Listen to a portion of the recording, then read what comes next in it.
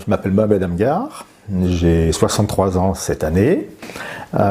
J'ai été employé par Intergraph France pendant 20 ans, de 1997 à 2017, en tant que responsable des ventes, sous le nom de Antoine Amghar. Ce changement de prénom est apparu à la fin du processus de recrutement. Novembre 1996, je rencontre mon futur chef, le PDG de l'entreprise, le directeur financier et la responsable des ressources humaines d'Intergraph France à l'époque. Et lors du dernier entretien, mon futur patron me dit il faudra changer de prénom.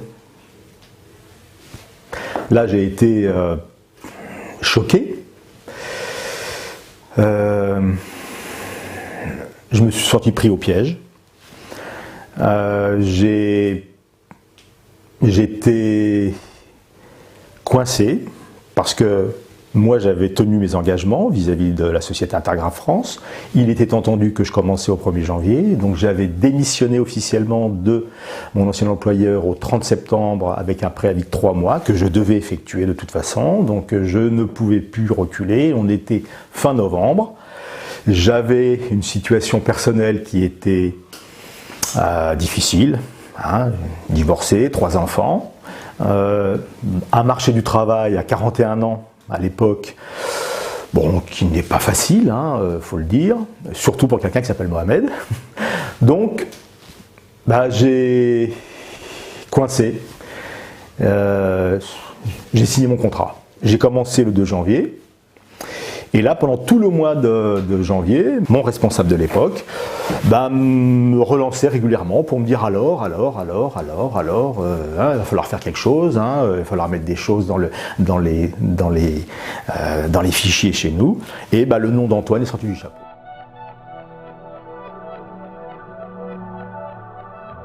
Je ne me rappelle plus à l'époque comment ça s'est fait, parce qu'il m'a dit il ne faudra pas choisir Philippe, parce que des Philippe, il y en a déjà 2, moi je m'appelle Philippe, il y a un autre Philippe qui est ton collègue, tu ne peux pas t'appeler Philippe. Tous les documents internes, donc signature, mail, carte de visite, ont été établis au nom d'Antoine. Le contrat de travail était signé au nom de Mohamed Amghar. Ma fiche de paye du mois de janvier 1997 était au nom de Mohamed Antoine Amghar. Les déclarations URSSAF au nom de Mohamed Antoine, les déclarations mutuelles au nom de Mohamed Antoine, ou alors même des Antoine tout simplement, pour certains documents. Par exemple, j'avais des réservations de billets d'avion qui étaient faites au nom de Antoine Amghar, qui posait d'ailleurs de sacrés problèmes, parce que quand j'allais aux États-Unis, j'ai eu des problèmes, parce que regardez mon passeport et puis vous voyez mon billet, il disait non, vous vous appelez Antoine ou Mohamed? Votre passeport c'est Mohamed, et là je vois un billet au nom d'Antoine, c'est quoi le problème?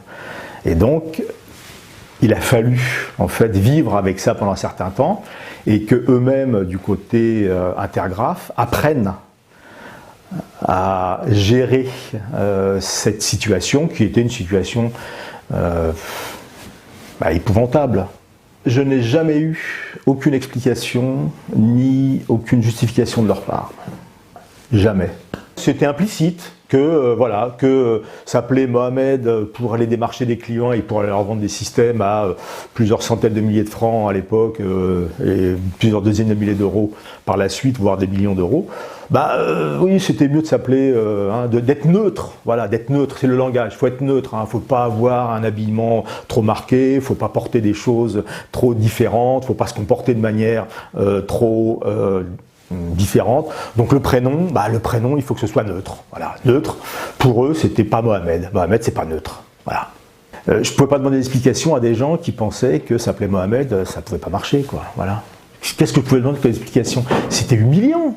Mais j'aurais été obligé de mendier des explications à ces gens-là? Sûrement pas.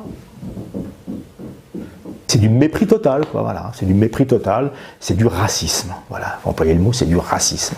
Voilà. Du premier au dernier jour, cette humiliation, je la buvais tous les matins. La blessure, elle est toujours là.